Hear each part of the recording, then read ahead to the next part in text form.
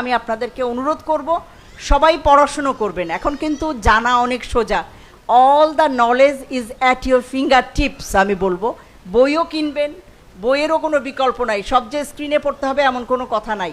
সব বাসায় একটা লাইব্রেরি থাকা উচিত। শিশুর মানসিক বিকাশের জন্য সব বাসায় একটা লাইব্রেরি থাকতে হবে, ইটস এ মাস্ট। আপনার নিজের বই থাকবে, আপনার শ্বশুর শাশুড়ি বাবা মা তাদের বই থাকবে, বাচ্চার বই থাকবে। ও যেন অনেক বই দেখে। বাসায় যদি ছোট বাচ্চা থাকে তাহলে মেঝেয় রং করবে, সারাদিন রং টং করবে, অগোছালো করবে, উই শুডন্ট মাইন্ড। ওই যে বললাম টেলিভিশন ফ্যামিলি, চকচকে ঝকঝকে। আপনার বাসায় বাচ্চা আছে দুইটা, কিভাবে সম্ভব? ওকে খেলতে দেন। You know, play is the child's nourishment. Food, আমরা এটা বলি, শিক্ষাবিদরা আমরা বলি যে বাচ্চার ফুড কি? তার ফুড হচ্ছে খেলা। তাকে আপনি ব্যালেন্স ডায়েট দিবেন এবং তাকে অনেক খেলতে দিবেন। আর আমি বাইরে গেলে, এয়ারপোর্টে গেলে বা বিভিন্ন জায়গায়, আজকে জানি কোথায় গিয়েছিলাম, দেখি যে একটা এডুকেটেড মা বসে আছে, তার কাছে একটা ফোন, আর 3 বছর না 2 বছরের একটা বাচ্চা বসিয়ে রেখেছে, তার কাছেও একটা ফোন।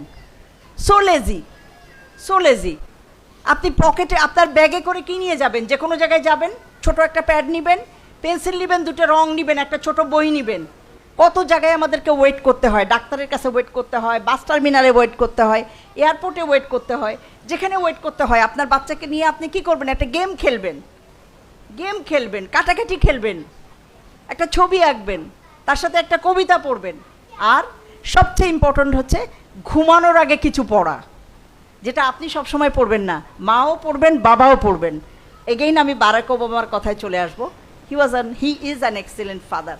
উনি ইসলাম না মুসলমান না ডাজন্ট ম্যাটার, উনি ওনার 2টা মেয়েকে সাংঘাতিক সুন্দরভাবে ওদের ছোটোবেলায় দেখা করেছেন। উনি বলেছেন ওনার ইন্টারভিউতে, ইভেন স্টেট ডিনারগুলো যদি খুব ইম্পর্ট্যান্ট না হতো উনি অ্যাটেন্ড করতেন না, শুধু উনি বাচ্চাদের সাথে একসাথে খাবেন বলে। দিনের বেলা আমরা দেখা যায় সবাই অনেক সময় অফিস আদালত কাজে বিচ্ছিন্ন। One food must be taken together, এই জিনিসটা মনে রাখবেন। ওই এক ছেলে বসে ওই টেলিভিশনে গেম খেলতে খেলতে খেলো, আরেকজন কি করছে সে খেলো, আমরা যে যার মতো খেলাম। No, at least one meal must be taken together. এবং ইনশাল্লাহ আমরা যদি সবাই চেষ্টা করি, আমি আর বক্তৃতা দীর্ঘায়িত করব না, ইনশাল্লাহ আমরা যদি সবাই চেষ্টা করি, আমাদের পরিবারগুলো ইনশাল্লাহ দিনে দিনে ফুল বাগানের মতো সুন্দর হয়ে উঠবে। অনেক ধন্যবাদ। আসসালামু আলাইকুম।